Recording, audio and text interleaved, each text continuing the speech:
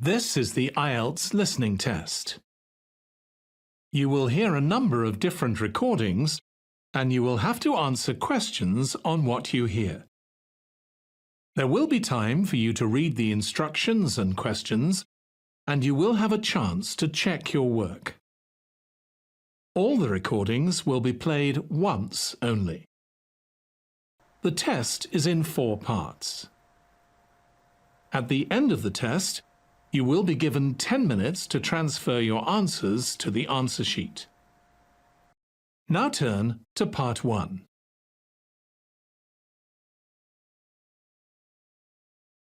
Part 1. You will hear a telephone conversation between an official at a village hall and a woman who wants to hire a public room. First, you have some time to look at questions 1 to 6.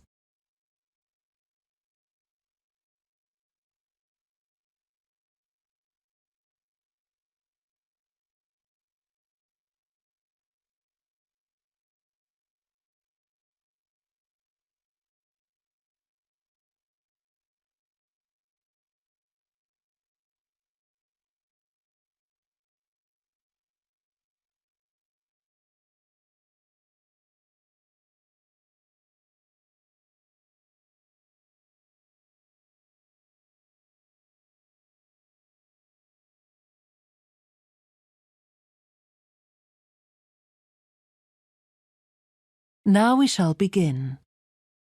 You should answer the questions as you listen, because you will not hear the recording a second time. Listen carefully and answer questions 1 to 6. Hello? Oh, hello. I wanted to inquire about hiring a room in the village hall for the evening of September the 1st. Let me just see. Yes, we have both rooms available that evening. There's our main hall, that's got seating for 200 people. Or there's the Charlton room. Sorry? The Charlton room. CHARLTON.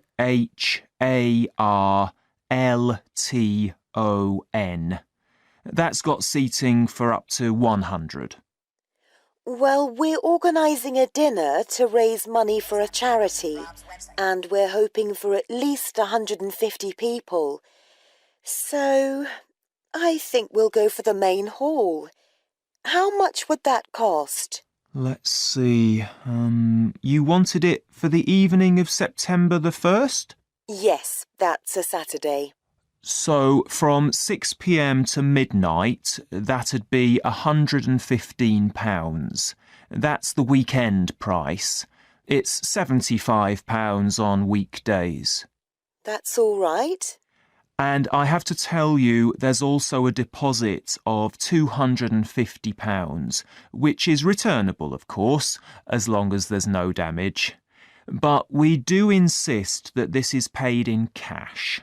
We don't take cards for that. You can pay the actual rent of the room however you like, though. Cash, credit card, cheque. Oh, well, I suppose that's okay.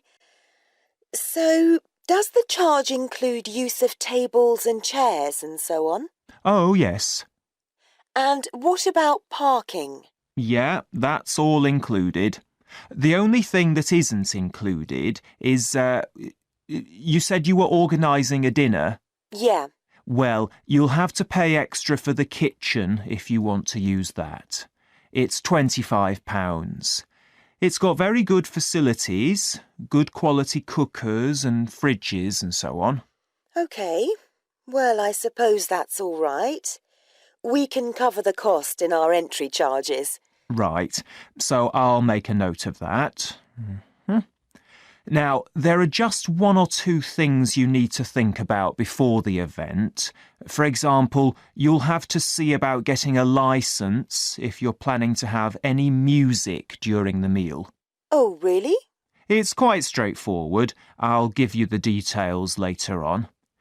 And about a week or 10 days before your event, you'll need to contact the caretaker, that's Mr. Evans, to make the arrangements for entry. He'll sort that out with you. And do I give him the payment as well? No, you do that directly with me. Before you hear the rest of the conversation, you have some time to look at questions 7 to 10.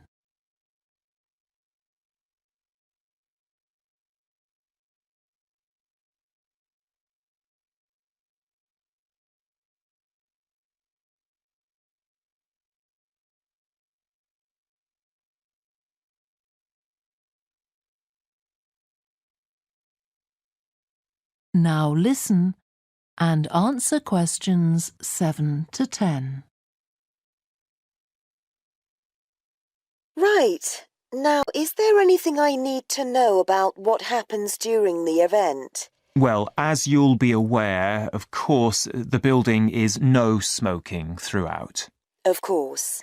Now, are you having a band? Yes. Well, they'll have a lot of equipment, so rather than using the front door, they should park their van round the back and use the stage door there. You can open that from inside, but don't forget to lock it at the end. OK. And talking of bands, I'm sure I don't need to tell you this, but you must make sure that no one fiddles about with the black box by the fire door. That's a system that cuts in when the volume reaches a certain level. It's a legal requirement. Sure. Anyway, we want people to be able to talk to one another, so we don't want anything too loud. Oh, that reminds me. We'll be having speeches. Are there any microphones available? Yup, just let the caretaker know. He'll get those for you. Right, now, when the event is over, we do ask that the premises are left in good condition. So there's a locked cupboard, and you'll be informed of the code you need to open that. It's got all the cleaning equipment, brushes and detergent and so on. Right. So what do we need to do after everyone's gone? Sweep the floors, I suppose? Well, actually, they have to be washed, not just swept. Then you'll be provided with black plastic bags, so all the rubbish must be collected up and left outside the door. Of course. We'll make sure everything's left tidy. Oh, and I forgot to ask. I presume we can have decorations in the room? Yes, but you must take them down afterwards. Sure. And the chairs and tables should be stacked up neatly at the back of the room. I'll make sure I've got a few people to help me.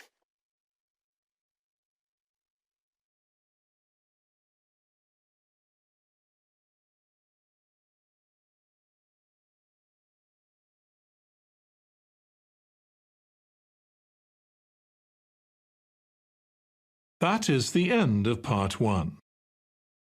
You now have 1 minute to check your answers to part 1.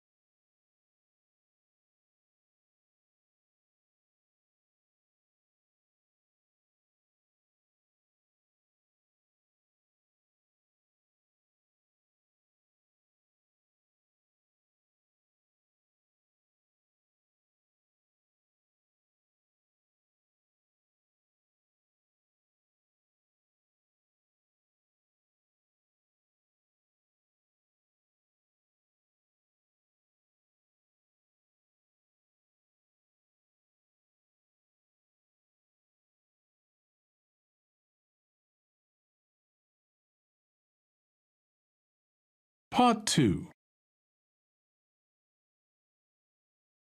You are going to hear an introduction to a group tour to Australia by George Martin, a travel company manager.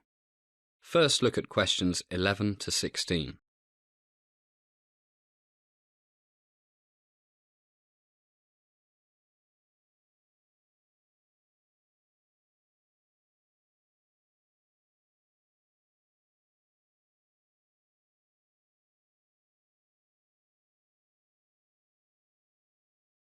As you listen to the first part of the talk, answer questions 11 to 16. Good morning, everybody, and welcome to Morning Sun Travel. I'm Rick Smith, and I manage our group tours to Australia, New Zealand, and the South Sea Islands. It's good to see so many of you here. As you know, I'm going to introduce our latest product, the 21-day Grand Australian Tour. First of all, why did we develop this new tour? Well, our 2-week Aussie tours have proved really popular over the past few years. So after doing some market research, we found that there's a demand for a longer tour. In fact, looking around, I see some faces I recognise. You two went on our Australian tour last year, right? Great. Good to see you back again. If you think I'm exaggerating about Australia, you can interrupt me. Another thing. It's a long way from England to Australia, and many of our clients think it's a pity to go all that way for just a couple of weeks. So, our first 3-week tour will head off in early November, about 3 months from now. Now, if we dim the light a bit, I'll show you some slides of what we'll do and see down under. Our first stop will be Sydney. It's one of my favourite cities, and we'll arrive mid-morning and check into one of my favourite hotels, the 5 Seasons Hotel, Sydney. America's most popular travel magazine selected it as the best hotel in Australia. Believe me, it deserves every one of its 5 stars. It has fantastic views of Sydney Harbour, the famous Opera House and Sydney Harbour Bridge. And for those of you who are born to shop, it's just a short walk away from Sydney's major shopping and business districts. Great restaurants and bars, and for those of us who like to keep fit, there's a state-of-the-art spa and fitness centre with sauna and heated outdoor pool. We'll have lunch in the hotel, and then off we'll go to explore. No time for a rest. To get over jet lag, it's best to get out and do something energetic. Our first afternoon, we'll stroll around the harbour and visit the Sydney Opera House. Then we'll have a relaxed evening dining at Luigi's Place, one of the city's best Italian restaurants. Day 2. Lots of fresh air. We'll have a day trip to the Blue Mountains. Just look at these slides. Wonderful views, complete with a walk through temperate rainforests.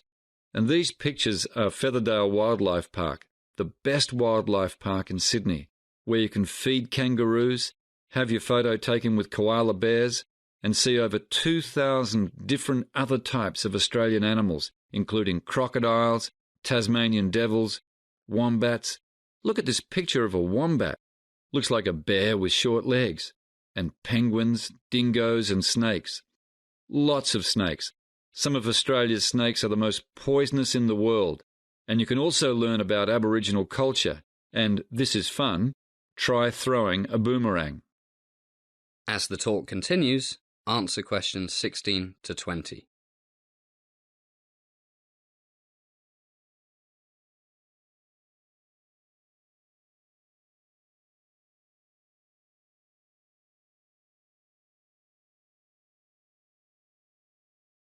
And look at these slides. Australia's Grand Canyon, the Megalong and Jamison Valleys. Incredible! On the way back, we'll get in our bus and stop at the Sydney 2000 Olympic site, where you can see Stadium Australia, the Superdome, the Aquatic Centre, the Olympic Village, and lots more.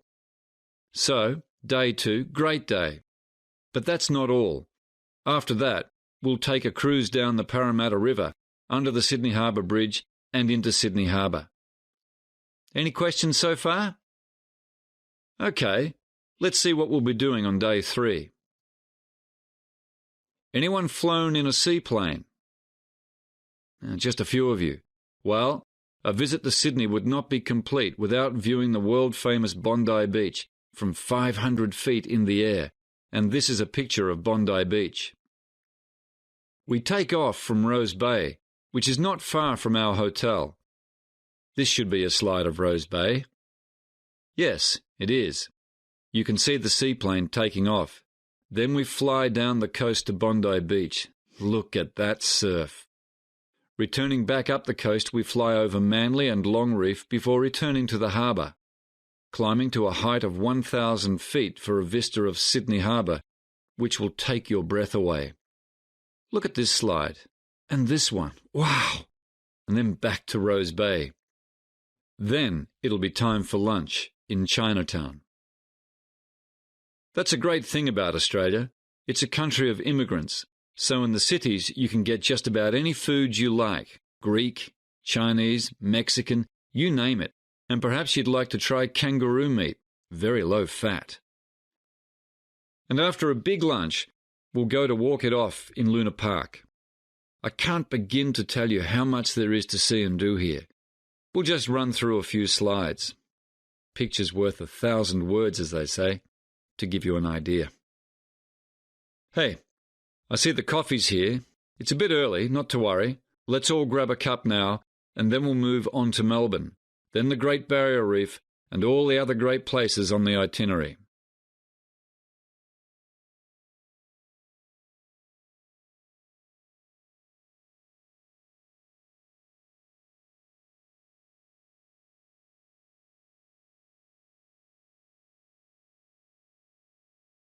That is the end of part 2. You now have 30 seconds to check your answers to part 2.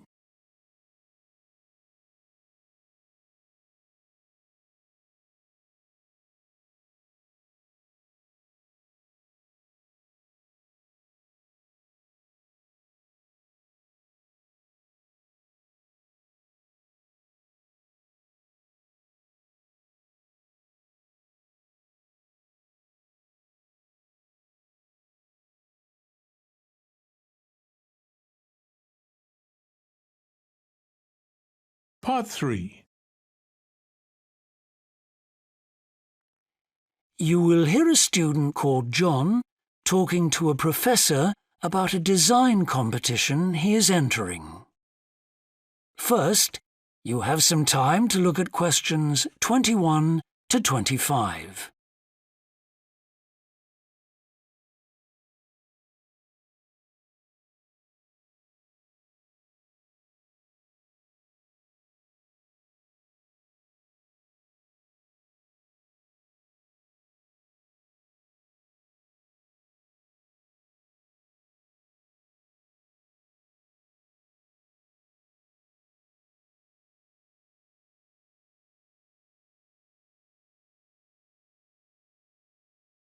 Now listen carefully and answer questions 21 to 25. Hello, Professor. I'm John Wishart. I'm working on my entry for the Global Design Competition. My tutor said you might be able to help me with it. Ah, yes, I got a copy of your drawings. Come in and tell me about it. What sort of competition is it? Well, it's an international design competition, and we have to come up with a new design for a typical domestic kitchen appliance. I see. And are there any special conditions? Does it have to save energy, for example? Actually, that was the focus in last year's competition. This year's different. We have to adopt an innovative approach to existing technology, using it in a way that hasn't been thought of before. I see. That sounds tricky. And what kitchen appliance have you chosen? Well, I decided to choose the dishwasher. Interesting. What made you choose that? Well, they're an everyday kitchen appliance in most Australian houses, but they're all pretty boring and almost identical to each other. I think some people will be prepared to pay a little extra for something that looks different. It's a nice idea. I see you've called your design the rock pool. Why is that? Basically because it looks like the rock pools you find on a beach. The top is made of glass so that you can look down into it. And there's a stone at the bottom. Is that just for decoration? Actually, it does have a function. Instead of pushing a button, you turn the stone. So it's really just a novel way of starting the dishwasher. That's right. It's a really nice design. But what makes it innovative? Well, I decided to make a dishwasher that uses carbon dioxide. In place of water and detergent? How will you manage that? The idea is to pressurise the carbon dioxide so that it becomes a liquid. The fluid is then released into the dishwasher where it cleans the dishes all by itself. Sounds like a brilliant idea. Your system will totally do away with the need for strong detergents. So what happens once the dishes are clean? Well, to allow them to dry, the liquid carbon dioxide and the waste materials all go to an area called the holding chamber. That's where the liquid is depressurised and so it reverts to a gas. Then the oil and grease are separated out and sent to the waste system. It sounds like you've thought it all out very thoroughly. So what happens to the carbon dioxide once the process is complete? Not wasted, I hope. Actually, that's where the real savings are made. The carbon dioxide is sent back to the cylinder and can be used again and again. What a terrific idea. Do you think it will ever be built? Probably not, but that's okay. Well, I'm sure a lot of positive things will come out of your design. Before you hear the rest of the discussion, you have some time to look at questions 26 to 30.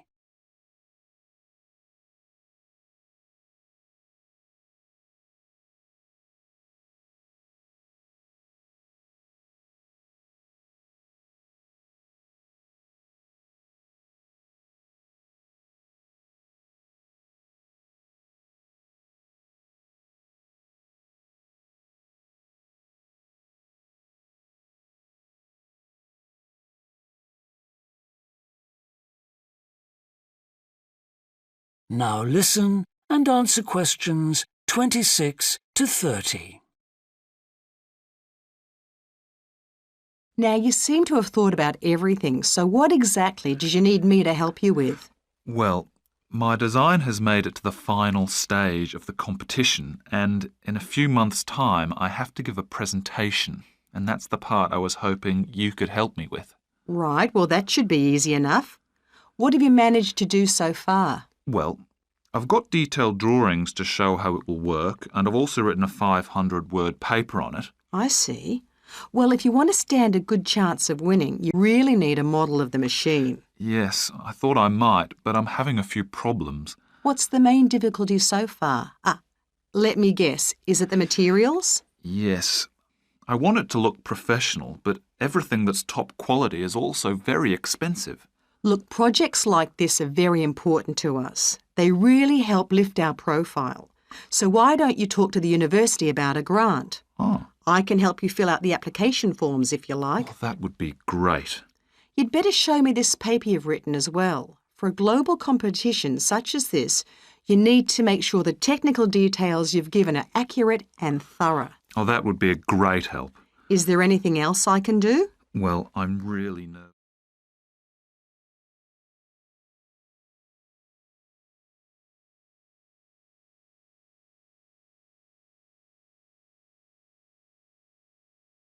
That is the end of part 3. You now have 30 seconds to check your answers to part 3.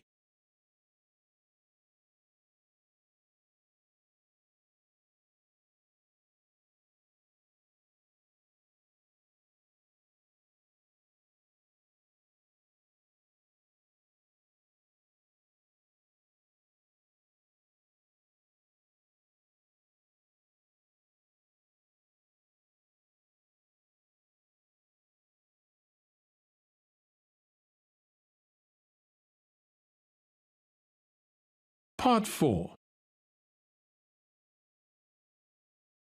You will hear a university librarian giving a talk to new students.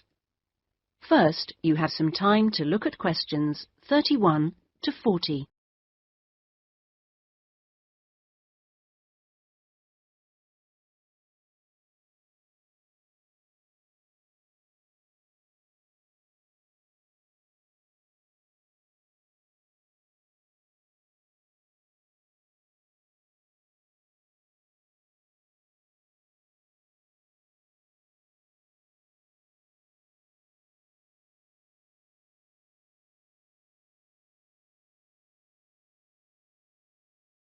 based on crack IELTS with Rob's website.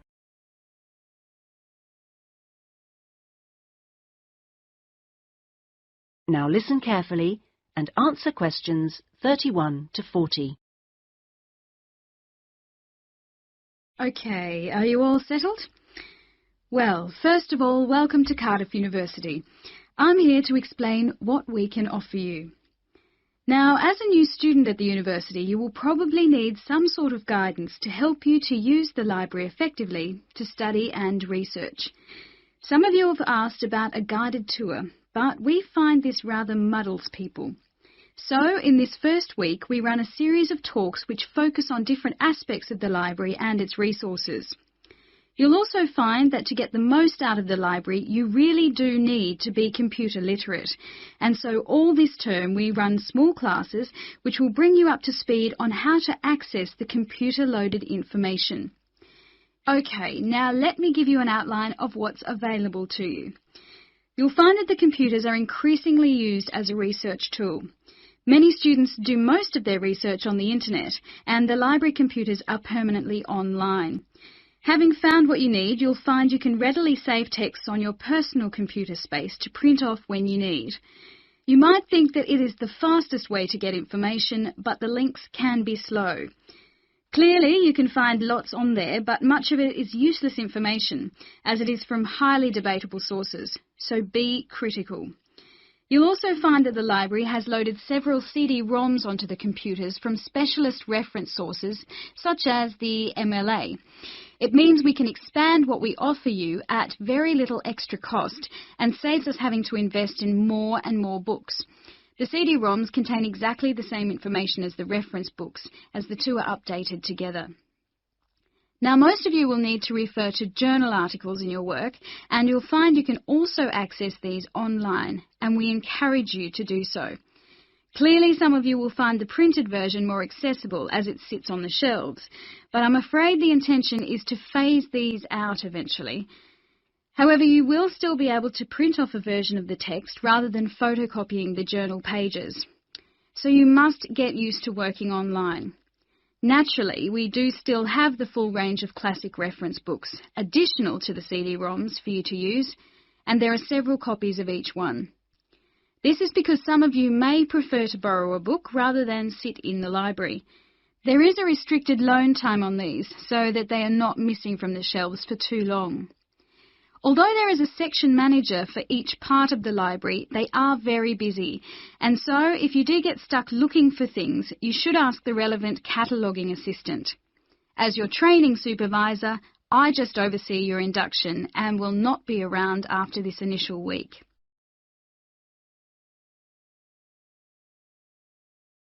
Some of you may be interested to know that the library is offering specialised training sessions on writing a dissertation. Obviously, this is not relevant to those of you who are undergraduates, it is just for postgraduates. Your department will discuss the planning stage of the dissertation, i.e. what you're going to do with you, and we will focus on the structure of it. However, the training will also include some time on the computers. I realise most of you know how to organise files, but we can show you the different ways to run data programs. Your tutors will tell you at the outset how to set out the chapters they require, but you will need to ask them how they would like you to organise the bibliography, because it varies depending on your subject area. When you've got something together, the trainer here will look through the draft version for you to see if it's okay.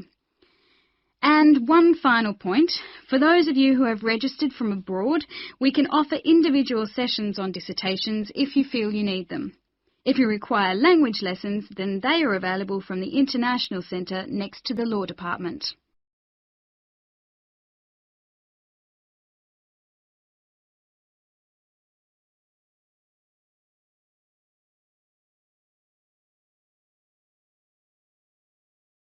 That is the end of Part 4. You now have 1 minute to check your answers to Part 4. That is the end of the listening test. In the IELTS test, you would now have 10 minutes to transfer your answers to the answer sheet.